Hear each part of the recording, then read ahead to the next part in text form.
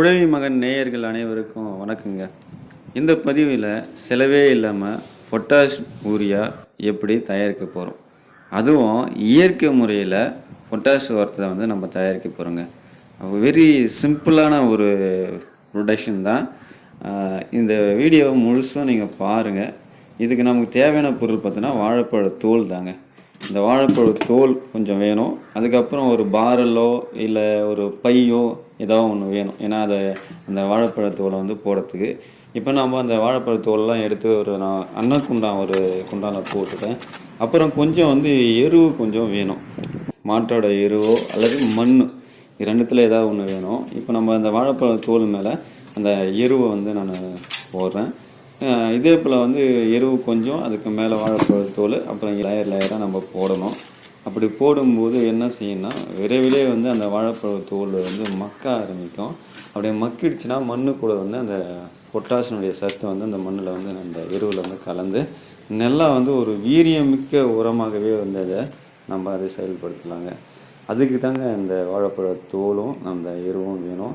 இது எதுக்காக இது நம்ம பயன்படுத்த போகிறோம், இந்த வாழைப்பழத்தோலில் என்னென்ன இருக்குது அப்படின்னு பார்த்தீங்கன்னா, பொட்டாசியம் அதிக அளவில் காணப்படுதுங்க. அது மட்டும் இல்லாமல் மெக்னீஷியம், கால்சியம் போன்ற சத்துக்கள் வந்து இதில் காணப்படுதுங்க.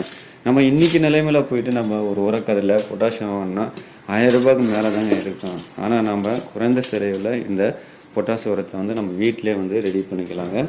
இது என்ன பயன் இதுக்கு பார்த்தோன்னா, இந்த யூரியாவை நம்ம தாவரத்துக்கு கொடுக்கும்போது நல்ல வளர்ச்சி வந்து நல்லா காணப்படுங்க. குறிப்பாக அந்த காய்கறிகள், மிளகாய், தக்காளி, கத்திரி போன்ற அந்த காய்கறிகள் எல்லாமே வந்து அதிக அளவு வளர்ச்சியும் காணப்படும்.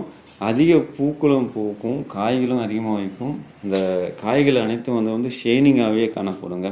அது முக்கியமாக இந்த முறையில் வந்து நீங்கள் வந்து இந்த உரத்தை வந்து தயார் பண்ணலாங்க. இப்போ மண்ணை போட்டு மூடியாச்சு.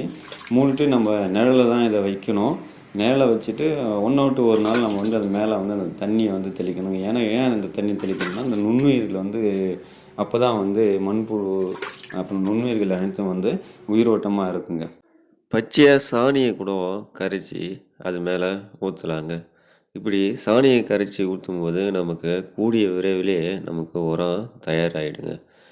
இப்போ பார்த்திங்கன்னா ஒரு 40 நாள் ஆயிடுச்சுங்க. இப்போது உரம் வந்து ரெடி ஆகிடுது. வாங்க நம்ம பார்க்கலாம். கையில் எடுத்தால் நல்லா சாஃப்டாக இருக்குங்க. இதில் நிறைய மண்புழுவும் உருவாகியிருக்கும். இந்த வாழைப்பழத்தோல் எல்லாமே மக்கி அதில் உள்ள பொட்டாசிய சத்து வந்து இந்த உரத்துக்கூடவே கலந்துருக்கும். இதை அப்படியே நம்ம எடுத்துன்னு போயிட்டு நம்ம நிலத்துக்கு யூஸ் பண்ணலாங்க. நல்லா வந்து பலன் தருங்க. இதுக்காக நம்ம அதிக செலவு போட்டு நம்ம பொட்டாசு உரம் வாங்கி நம்ம போட தேவையில்லைங்க. நம்ம வீட்டில் இருக்கிற இந்த வாழைப்பழத்தோலோ இல்லை கடையிலேருந்து ஃப்ரீயாக கொடுக்குற இந்த வாழைப்பழத்தோலை வைத்தே நம்ம இதை எளிய முறையில் இந்த பொட்டாசு உரத்தை வந்து நம்ம தயாரிச்சிக்கலாங்க. இந்த பதிவு உங்களுக்கு பிடிச்சிருந்தா லைக் பண்ணுங்கள், ஷேர் பண்ணுங்கள், மறக்காமல் நம்ம சேனலை சப்ஸ்கிரைப் பண்ணுங்கள்.